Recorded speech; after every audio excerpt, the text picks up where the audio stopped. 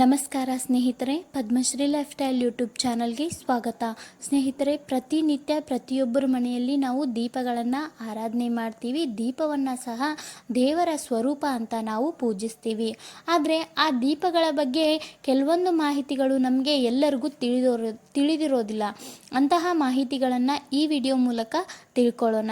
ಸ್ನೇಹಿತರೆ, ದೀಪಜ್ಯೋತಿ ಪರಬ್ರಹ್ಮ, ದೀಪಜ್ಯೋತಿ ಜನಾರ್ದನ, ದೀಪೋಹರತಿ ಪಾಪಾನಿ, ಸಂಧ್ಯಾದೀಪ ನಮೋಸ್ತುತೆ ಅಂತ ನಾವು ಒಂದು ಸ್ತೋತ್ರವನ್ನು ಕೇಳಿರ್ತೀವಿ.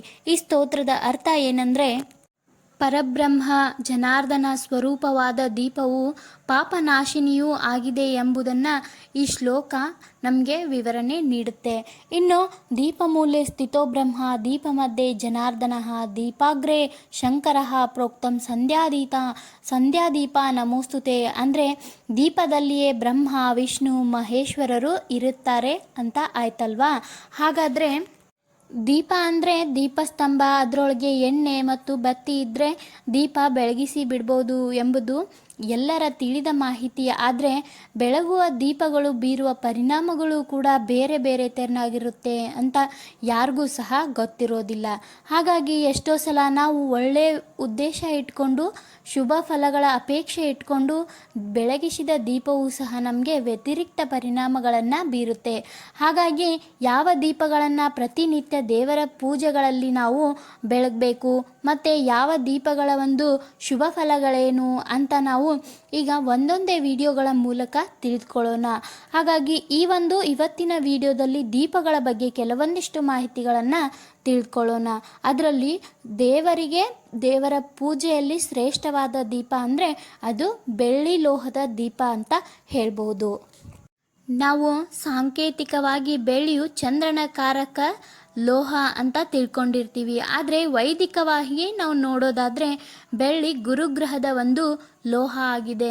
ಯಾರ ಮನೆಯಲ್ಲಾದರೂ ಶುಭ ಕಾರ್ಯಗಳಲ್ಲಾಗಲಿ ಅಥವಾ ಮದುವೆ, ಮುಂಜಿ, ಗೃಹ ಪ್ರವೇಶದಂತಹ ಕಾರ್ಯಗಳು ನಡೀತಾ ಇದ್ದರೆ ಅಲ್ಲಿ ಬೆಳ್ಳಿ ದೀಪಗಳನ್ನು ಉಡುಗೊರೆಯಾಗಿ ಕೊಡ್ತಾ ಇರ್ತಾರೆ. ಆ ಪದ್ಧತಿಯನ್ನು ಸಹ ನಾವು ಮೊದಲಿನಿಂದ ನೋಡ್ತಾ ಬಂದಿದ್ದೇವೆ. ಈ ಪದ್ಧತಿ ಯಾಕೆ ಆರಂಭವಾಯಿತು ಅಂದರೆ, ಯಾರ ಮನೆಯಲ್ಲಿ ಬೆಳ್ಳಿ ದೀಪಗಳನ್ನು ದೇವರ ಎದುರು ಹಚ್ತಾರೋ ಅಂತಹ ಮನೆಯಲ್ಲಿ ಸುಖ, ಶಾಂತಿ, ನೆಮ್ಮದಿ ನೆಲೆಸಿ ಲಕ್ಷ್ಮೀ ನಿವಾಸ ಆಗುತ್ತೆ ಆ ಮನೆ. ಅದಕ್ಕೋಸ್ಕರ ದೇವರ ಒಂದು ಪೂಜೆಗಳಲ್ಲಿ ಬೆಳ್ಳಿ ದೀಪಕ್ಕೆ ನಾವು ಮಹತ್ವವನ್ನು ನೀಡ್ತೇವೆ. ಅದರಲ್ಲೂ ಯಾರ ಮನೆಯಲ್ಲಿ ಹಸುವಿನ ತುಪ್ಪ ಅಥವಾ ಕೊಬ್ಬರಿ ಎಣ್ಣೆಯನ್ನು ಬಳಸಿ ಬೆಳ್ಳಿ ದೀಪವನ್ನು ಬೆಳಗ್ತಾರೋ ಆ ದೀಪವನ್ನು ಹಚ್ಚಿದವರಿಗೆ ಮಾತ್ರವಲ್ಲದೆ ಆ ಮನೆಯವರಿಗೆ ಅಷ್ಟೈಶ್ವರ್ಯಗಳು ಪ್ರಾಪ್ತವಾಗುತ್ತೆ ಅನ್ನೋ ಒಂದು ನಂಬಿಕೆ ಸಹ ಇದೆ. ಬೆಳ್ಳಿ ದೀಪ ಅತಿ ಶ್ರೇಷ್ಠವಾದ ದೀಪ ಆಗಿದ್ದು ಇದನ್ನು ಬೆಳಗಿಸೋದ್ರ ಮೂಲಕ ಬಹುತೇಕ ದೇವರುಗಳನ್ನು ನಾವು ಸಂಪ್ರೀತಗೊಳಿಸ್ಬೋದು ಅಂತ ಹೇಳಬಹುದು. ಕೆಲವೊಂದು ದೇವರುಗಳಿಗೆ ಬೆಳ್ಳಿ ದೀಪಾರಾಧನೆ ಅಂದರೆ ಬಲು ಪ್ರೀತಿಯಾಗಿದೆ. ಅದರಲ್ಲೂ ವೇದಮಾತೆ ಗಾಯತ್ರಿ ದೇವಿ, ಮಹಿಷಾಸುರ ಮರ್ದಿನಿ ಮತ್ತು ಶ್ರೀ ಚಾಮುಂಡೇಶ್ವರಿ ಮತ್ತು ಶ್ರೀ ಚಕ್ರಸ್ಥಿತ ಚಕ್ರೇಶ್ವರಿ ಮತ್ತು ಶ್ರೀ ಲಲಿತಾ ತ್ರಿಪುರ ಸುಂದರಿ ರಾಜೇಶ್ವರಿ ದೇವಿ ಮತ್ತು ಲಕ್ಷ್ಮೀ ಸಹಿತ ನಾರಾಯಣ ಸಾಲಿಗ್ರಾಮ ಮತ್ತು ಬಲಮುರಿ ಗಣಪತಿಗಳಿಗೆ ಬೆಳ್ಳಿ ದೀಪ ಅಂದರೆ ತುಂಬಾ ಇಷ್ಟ. ಈ ದೀಪವನ್ನು ಬೆಳಗಿಸಿದ್ರೆ ಅವರು ಎಲ್ಲ ಇಷ್ಟಾರ್ಥಗಳನ್ನು ನಮಗೆ ಶೀಘ್ರದಲ್ಲೇ ನೆರವೇರಿಸ್ಕೊಡ್ತಾರೆ ಅನ್ನೋ ಒಂದು ನಂಬಿಕೆ ಸಹ ಇದೆ. ಹಾಗಾದರೆ ಈ ಬೆಳ್ಳಿ ದೀಪವನ್ನು ನಾವು ಯಾವ ರೀತಿಯಾಗಿ ಬೆಳಗಬೇಕು ಮತ್ತು ಯಾವ ಸಮಸ್ಯೆಗಳಿಗೆ ಯಾವ ರೀತಿಯಾಗಿ ನಾವು ಈ ದೀಪಗಳನ್ನು ಆರಾಧನೆ ಮಾಡಬೇಕು ಅಂತ ಈಗ ತಿಳಿದುಕೊಳ್ಳೋಣ. ಅಷ್ಟೇ ಅಲ್ಲದೆ ಯಾವ ಬತ್ತಿಯನ್ನು ನಾವು ಹಾಕಿದ್ರೆ ಯಾವ ಸಮಸ್ಯೆಗಳನ್ನು ನಾವು ಪರಿಹಾರ ಮಾಡ್ಕೊಳ್ಬಹುದು ಅಂತ ಕೂಡ ಈಗ ತಿಳ್ಕೊಳ್ಳೋಣ.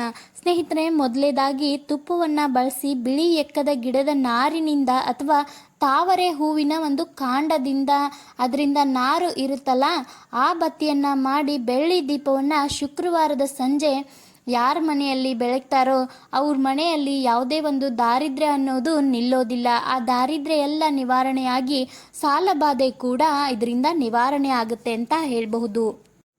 ಇನ್ನು ಹುಣ್ಣಿಮೆ, ಅಮಾವಾಸ್ಯೆ ಅಥವಾ ಹಬ್ಬಗಳಂತಹ ಶುಭ ದಿನಗಳಲ್ಲಿ ತುಪ್ಪವನ್ನು ಬೆಳೆಸಿ ಬೆಳ್ಳಿಯ ದೀಪವನ್ನು ಪೂರ್ವ ಅಥವಾ ಉತ್ತರ ದಿಕ್ಕಿನಲ್ಲಿ ಹಚ್ಚೋದ್ರಿಂದ ಎಲ್ಲ ಇಷ್ಟಾರ್ಥಗಳು, ಕಾರ್ಯಗಳು ನೆರವೇರುತ್ತೆ ಅಂತ ಹೇಳ್ತಾರೆ.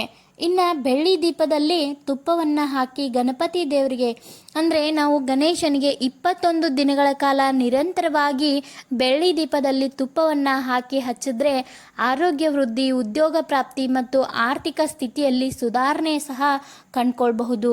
ಇನ್ನು 4ನೇದಾಗಿ ಶ್ರೀ ಮಹಾಲಕ್ಷ್ಮಿ ಅಥವಾ ಶ್ರೀ ದುರ್ಗಾದೇವಿ ದೇವಸ್ಥಾನಗಳಲ್ಲಿ ತುಪ್ಪದ ದೀಪವನ್ನು ಪ್ರತಿ ಮಂಗಳವಾರ ಅಥವಾ ಶುಕ್ರವಾರಗಳಂದು ಒಟ್ಟು 51 ವಾರಗಳವರೆಗೆ ಹಚ್ತಾ ಬಂದರೆ ಅವಿವಾಹಿತರಿಗೆ ಅಂದರೆ ಮದುವೆ ಆಗದೆ ಇರೋರಿಗೆ ಕಂಕಣ ಭಾಗ್ಯ ಸಹ ಕೂಡಿಬರುತ್ತೆ ಮತ್ತು ಹಣಕಾಸು ಸಂಪತ್ತಿನಲ್ಲಿ ಅಭಿವೃದ್ಧಿ ಸಹ ಉಂಟಾಗುತ್ತೆ ಅನ್ನೋ ಒಂದು ನಂಬಿಕೆ ಇದೆ. ಇನ್ನು ಯಾರು ಹಣಕಾಸಿನ ತೊಂದರೆ, ಸಾಲ ಬಾಧೆಯಿಂದ ಬಳಲ್ತಾ ಇರ್ತಾರೋ ಅವರು ಮಹಾಲಕ್ಷ್ಮಿಯ ಮುಂದೆ ಬೆಳ್ಳಿ ದೀಪದಲ್ಲಿ ಕೊಬ್ಬರಿ ಎಣ್ಣೆಯನ್ನು ಹಾಕಿ ಬಿಳಿ ಎಕ್ಕದ ಗಿಡದ ಹತ್ತಿಯಿಂದ ಬತ್ತಿಯನ್ನು ತಯಾರಿಸಿ 4 ಎಳೆಯ ಒಂದು ಬತ್ತಿಯನ್ನು ಮಾಡಿ ಹಚ್ಚೋದ್ರಿಂದ ಹಣಕಾಸಿನ ಸಮಸ್ಯೆಗಳು ದೂರ ಆಗುತ್ತೆ. ಇದರಲ್ಲಿ ಯಾವುದೇ ಒಂದು ಸಂದೇಹ ಸಹ ಇಲ್ಲ. ಇನ್ನು ಶ್ರೀ ರಾಘವೇಂದ್ರ ಸ್ವಾಮಿ ಅಥವಾ ಶ್ರೀ ಸಾಯಿಬಾಬಾರವರ ಮುಂದೆ ಗುರುವಾರಗಳಂದು ಬೆಳ್ಳಿ ದೀಪದಲ್ಲಿ ತುಪ್ಪವನ್ನು ಹಾಕಿ ಹಚ್ಚೋದ್ರಿಂದ ಯಾವುದೇ ರೀತಿಯ ಮಾಟ ಮಂತ್ರಗಳ ಸಮಸ್ಯೆಗಳು ಸಹ ಬಗೆಹರಿಯುತ್ತೆ ಮತ್ತು ಸಂತಾನ ಪ್ರಾಪ್ತಿಗಿದ್ದ ತೊಂದರೆಗಳು ಸಹ ದೂರ ಆಗುತ್ತೆ ಅಂತಲೇ ಹೇಳಬಹುದು. ಇನ್ನು ಜ್ಯೋತಿಷ್ಯ ಶಾಸ್ತ್ರದ ಪ್ರಕಾರ ಮನುಷ್ಯನ ಮೇಲೆ ತಮ್ಮ ಪ್ರಭಾವ ಬೀರುವ ನವಗ್ರಹಗಳಿಗೂ ಸಹ ಬೆಳ್ಳಿ ದೀಪಕ್ಕೂ ಒಂದು ನಿಕಟ ಸಂಬಂಧ ಇದೆ ಅಂತ ಹೇಳ್ಬೋದು. ಮನುಷ್ಯನ ಮೇಲೆ ಪರಿಣಾಮ ಬೀರುವ ಈ ನವಗ್ರಹಗಳಿಗೆ ಬೆಳ್ಳಿ ದೀಪವನ್ನು ಹಚ್ಚೋ ಮೂಲಕ ಗ್ರಹ ಶಾಂತಿ ಸಹ ನಾವು ಮಾಡಬಹುದು.